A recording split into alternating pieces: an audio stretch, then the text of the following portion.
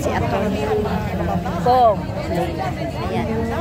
Talagang it goes Ay! Si Sen na.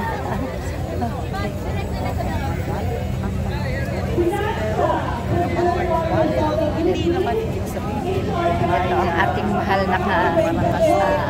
Leila. Ayan. Kasi parang, ibang tao kasi parang may skeptical pa sila.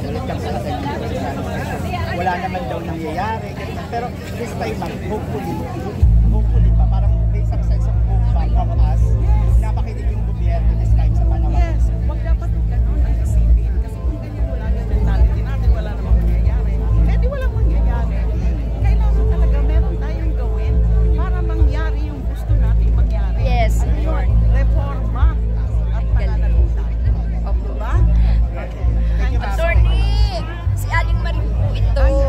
Attorney, sana po matuloy na ang impeachment kay Sara Duterte. Kailangan. Opo. Ayan ang ating mahal na congresswoman. Sana po ma-reverse o ma-reconsider ng Korte Suprema.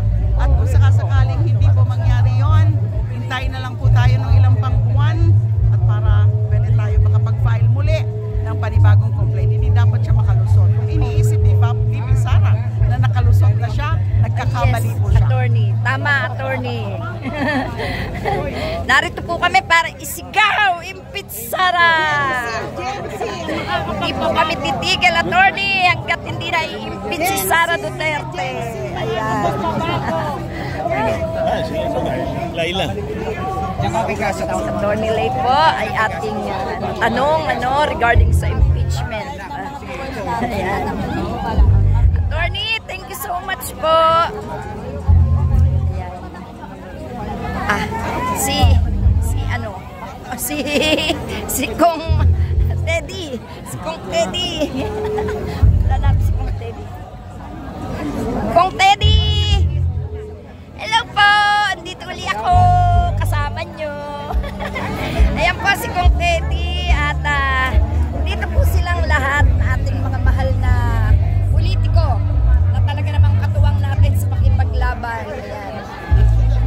Okay. Thank you, Kong! Tatay sa tour. Ayan.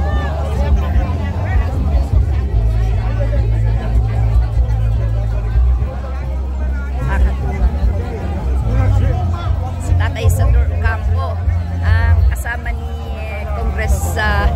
Congresswoman na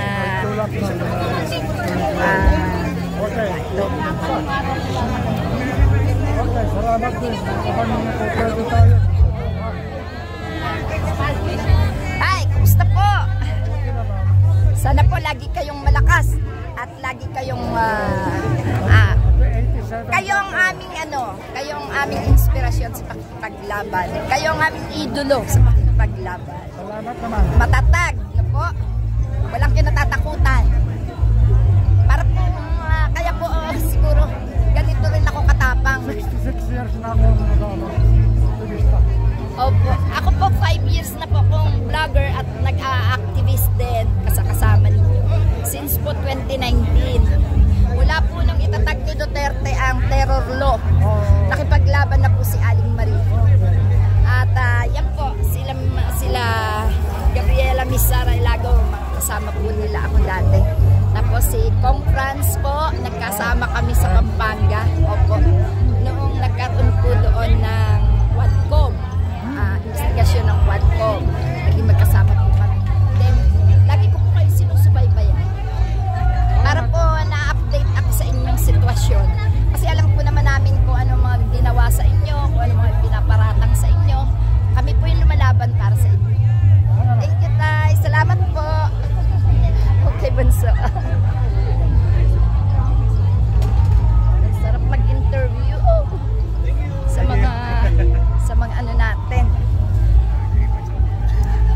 Sa mga mandirigma ng bayan, sa mga may katungkulan, sa mga matatapang nating kasangga, no? Mga kapatid, ang saya-saya. Eto, si Senadora Anyada. Eto, St. Eric.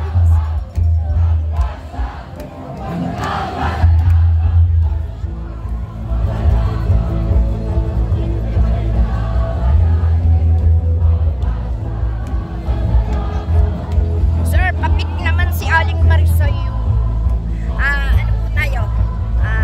Vlog po tayo. Hello po! Hello. Sel po! Tuloy po natin ang laban po natin sa korupsyon.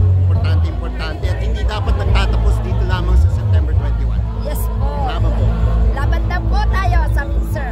Kaya po, sir, kilala ka naman sa kanila. Ako po si dating Congressman Erin Tanyana. Yan. Opo. Ayan. Si Kong Erin po ito. Baka hindi nyo po naaalala. Yan po. Okay. Thank you, Kong.